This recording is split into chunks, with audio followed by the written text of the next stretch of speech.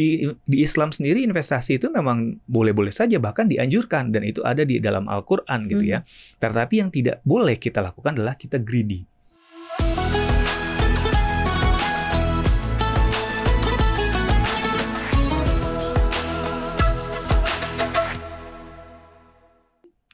Assalamualaikum Sobat Cuan, apa kabar kondisi Sobat Cuan? Bagaimana puasanya? Mudah-mudahan lancar-lancar terus ya. Kita ketemu di Kurma, keuangan Ramadan makin asik. Kenapa makin asik? Karena kita belajar dari tokoh-tokoh, dari nabi-nabi tentang bagaimana mereka itu mengelola keuangan mereka, berinvestasi. Jadi ilmu yang kita dapat sekarang ini nih belum tentu murni begitu ya, murni baru hadir sekarang, tapi ternyata sudah dibawa dari zaman dulu ya. Seperti biasa, Maria Katarina di sini menemani Sobat Cuan dalam cuap-cuap Ramadan. Persembahan dari cuap-cuap cuan selama bulan Ramadan untuk menemani Sobat Cuan beribadah puasa supaya makin berkah dan juga amanah.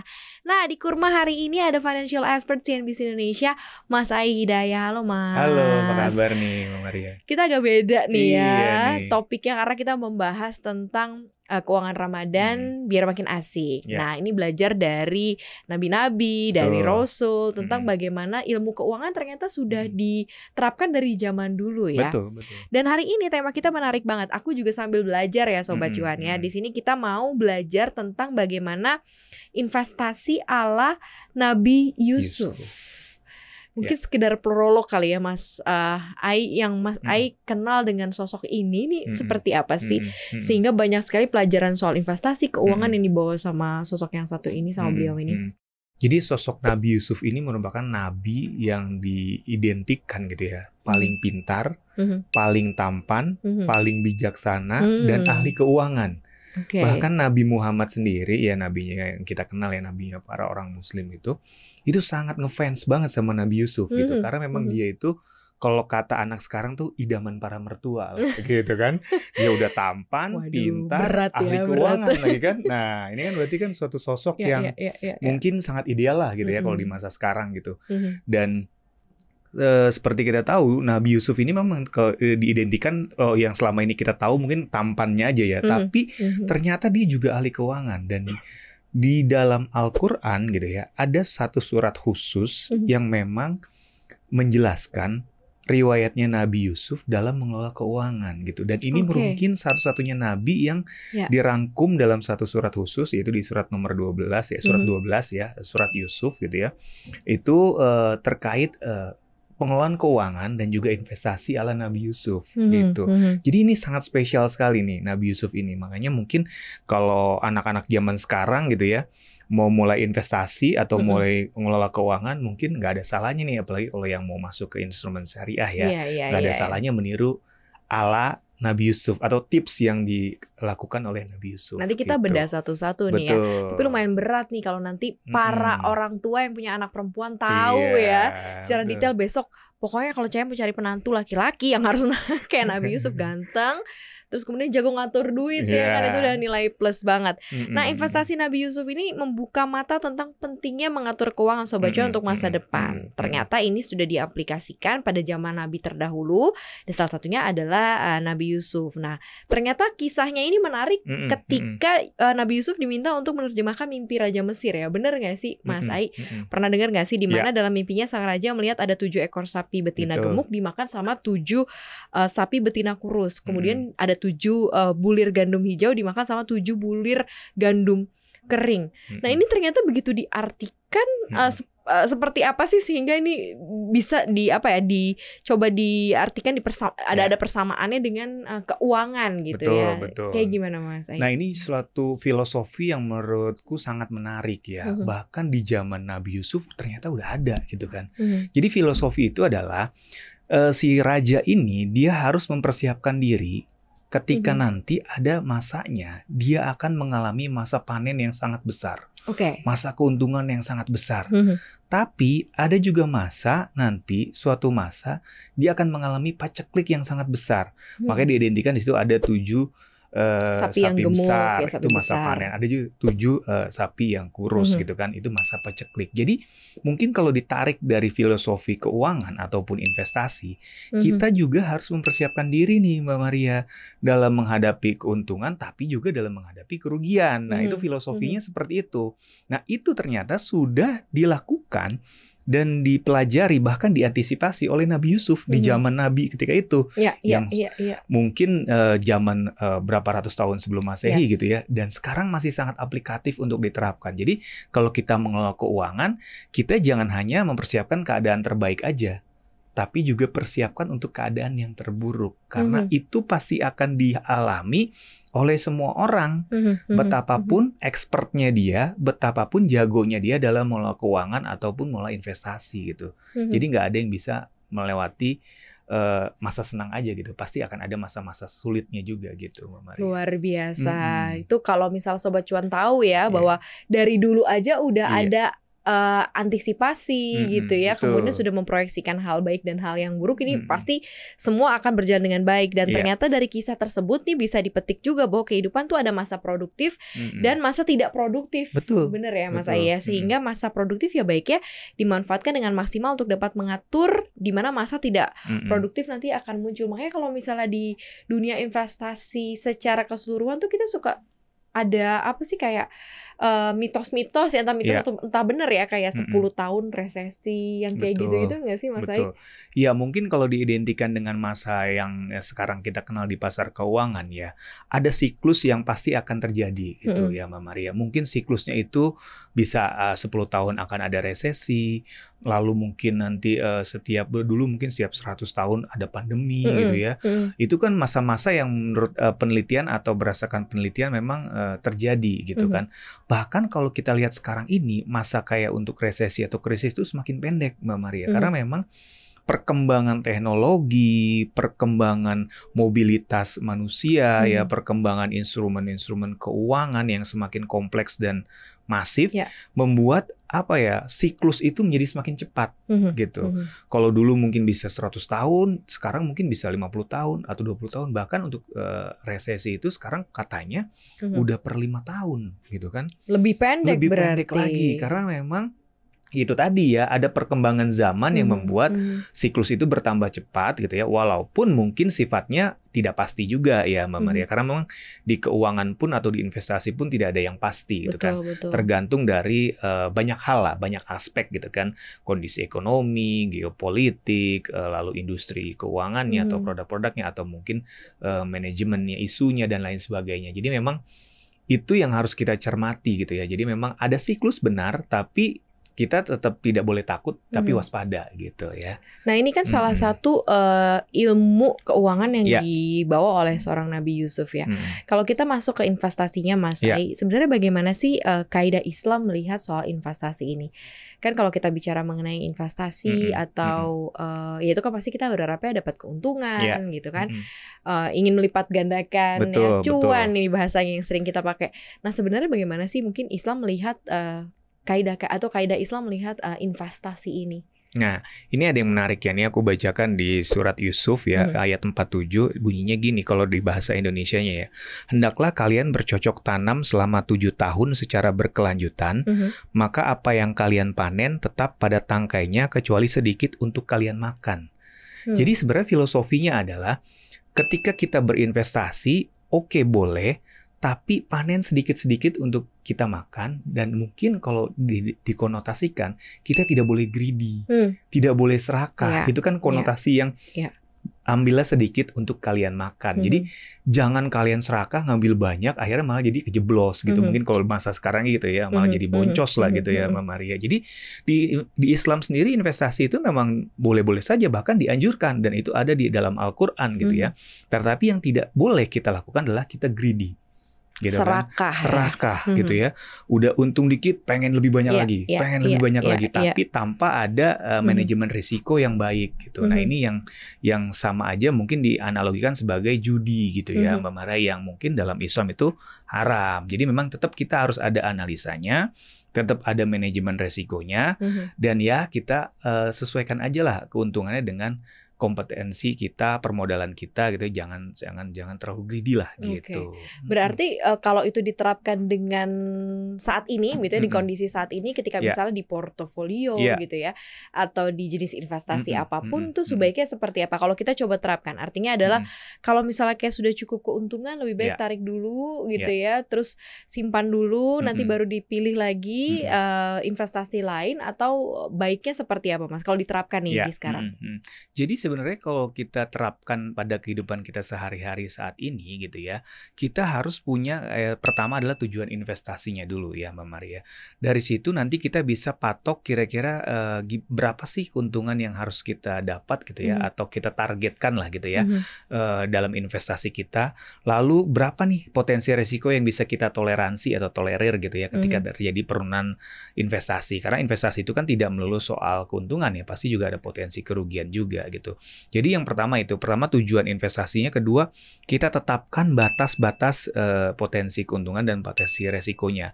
Itu yang menjadi acuan kita dalam berinvestasi gitu ya Mbak Maria, yang bisa kita targetkan gitu ya. Lalu gimana nih kalau sudah mencapai batas itu, misalkan sudah untung, ya boleh kita ambil keuntungannya untuk kita ya itu kita makan lah gitu. Makan itu dalam arti bisa kita buat kehidupan sehari-hari atau mungkin tujuan investasi yang lain boleh aja. Tapi kalau ternyata rugi ya kita juga harus mau untuk stop loss gitu ya untuk potensi kerugiannya, meminimalisir kerugian supaya tidak terlalu parah gitu ya. Nah, terkait pemilihannya instrumennya kalau mengacu kepada surat Yusuf ini, ternyata ada 3 instrumen yang disarankan nih oleh Nabi Yusuf nih ya. Apa aja tuh Yang pertama ada saham, yang kedua obligasi, yang ketiga pasar uang nih. Nah, tiga-tiganya ini punya filosofi Mbak Maria. Jadi saham ini filosofinya kalau di Al-Quran gitu ya, itu adalah untuk meningkatkan produktivitas. Karena mungkin saham ini merupakan instrumen investasi yang agresif.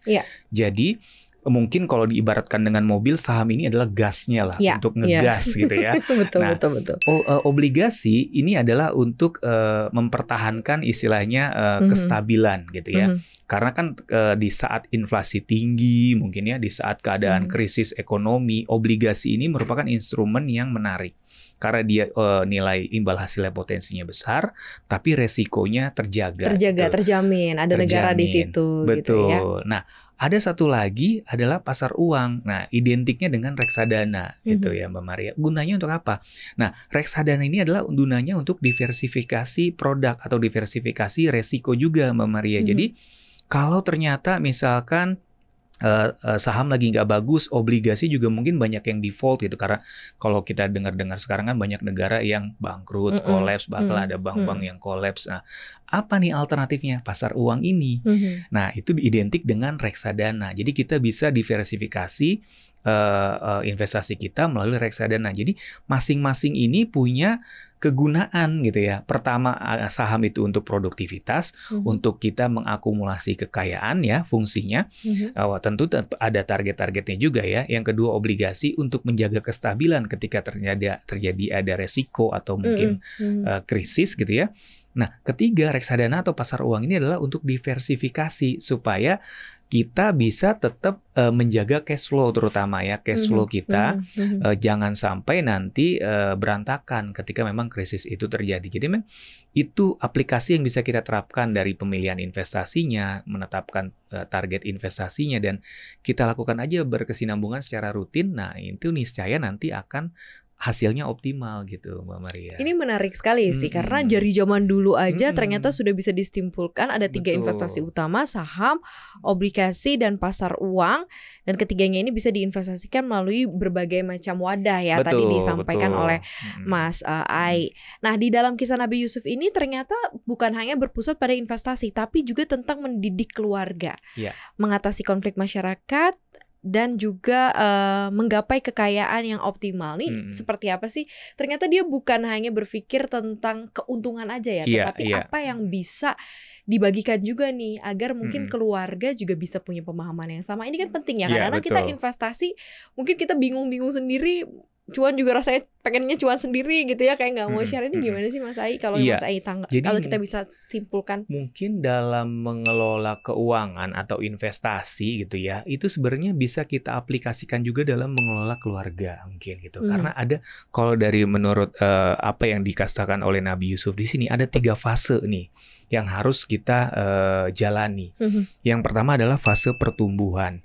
Jadi bagaimana dalam keluarga, dalam investasi kita memupuk hal yang positif untuk tumbuh bersama-sama gitu.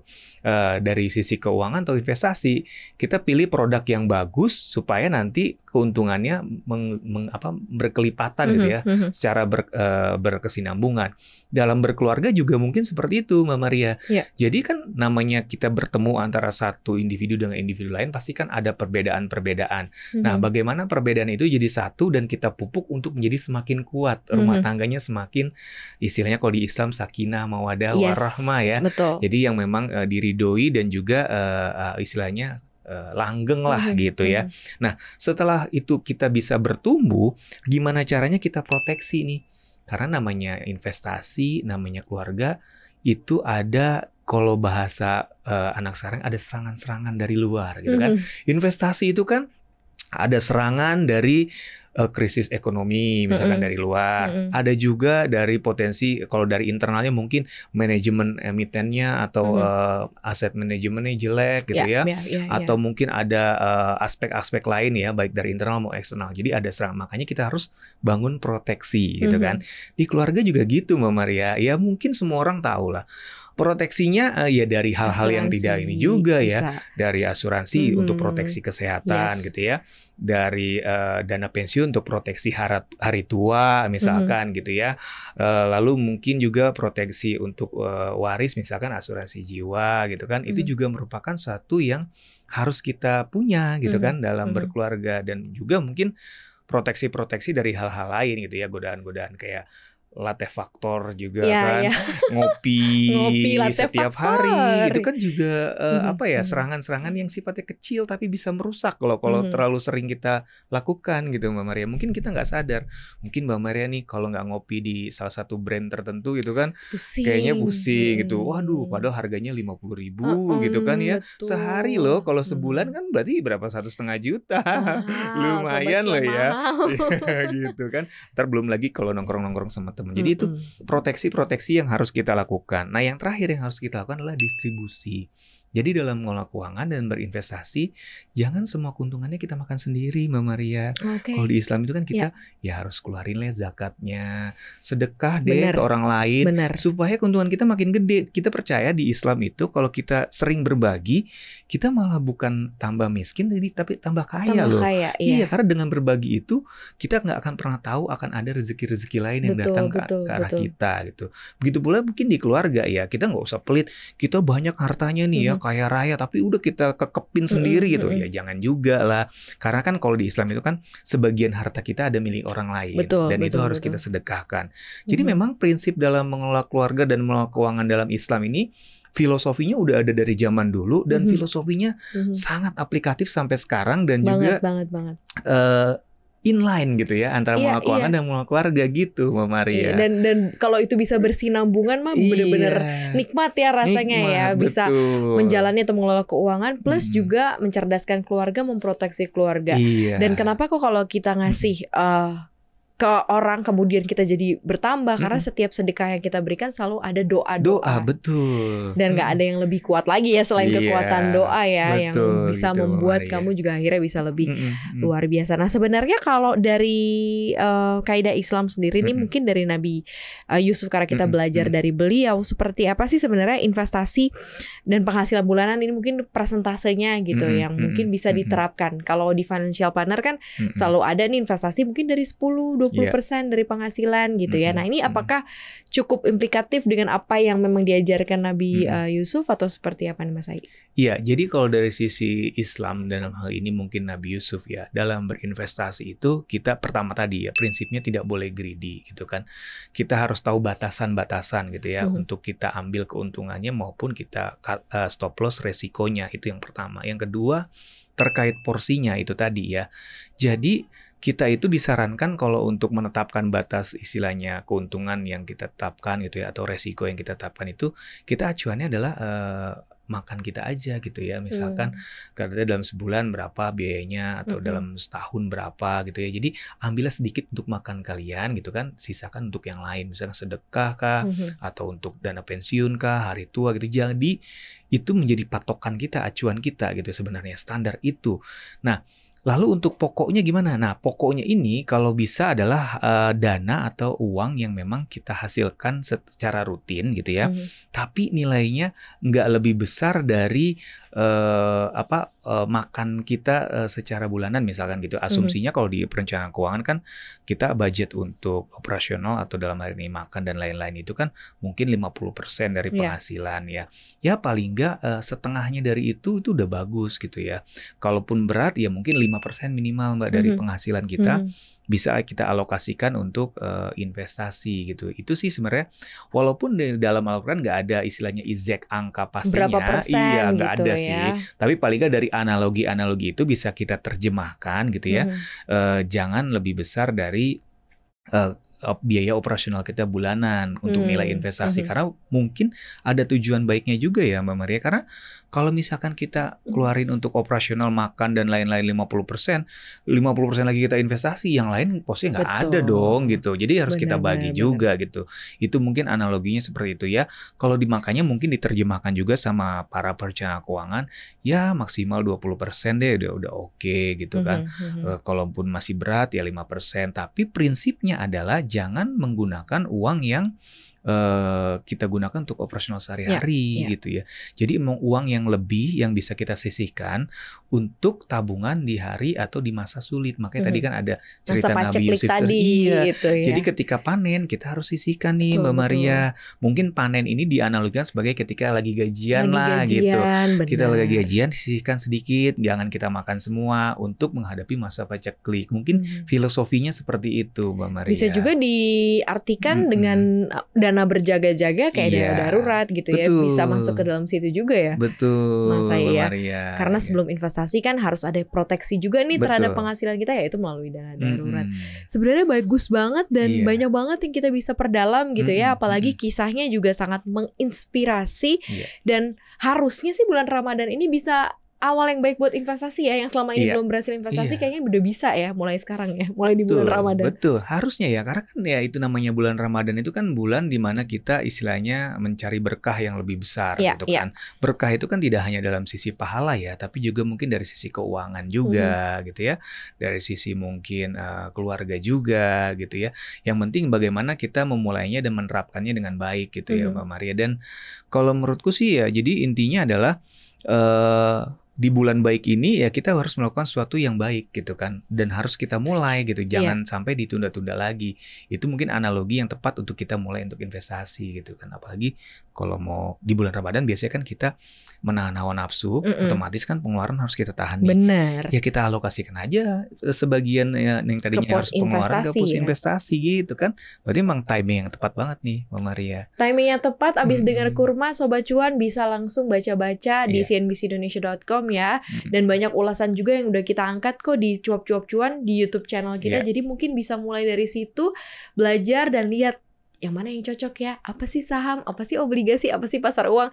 Sesuai dengan apa yang diajarkan oleh Nabi Yusuf di zaman dulu. Dan ternyata sangat relate jika kita terapkan di zaman sekarang. Thank you banget ya Mas Ayu udah isi kurma hari ini. Mudah-mudahan keuangan Ramadan di bulan Ramadannya lebih asik lagi Sobat Cuan, dan makin penuh berkah dan amanah dalam menjalankan ibadah puasa pastinya ya. Dan Sobat Cuan, Cuap-Cuap Ramadan hadir setiap hari selama bulan Ramadan di 3 platform sekaligus. Kita hadir di CNBC Indonesia, kemudian kita hadir juga di Spotify, Apple Podcast, Google Podcast, dan Anchor. Dan jangan lupa kita juga ada di YouTube channelnya Cuap-Cuap Cuan. Di like, di share, dan juga di komen pastinya setiap kita posting ya. Terima kasih, supaya puasanya afdol sampai di bulan Ramadan, sampai dengan selesai Ramadan dan masuk ke Lebaran nanti ya. Terima kasih Sobat Cuan udah dengerin kita. Maria dan juga Mas Ai pamit. Assalamualaikum warahmatullahi wabarakatuh.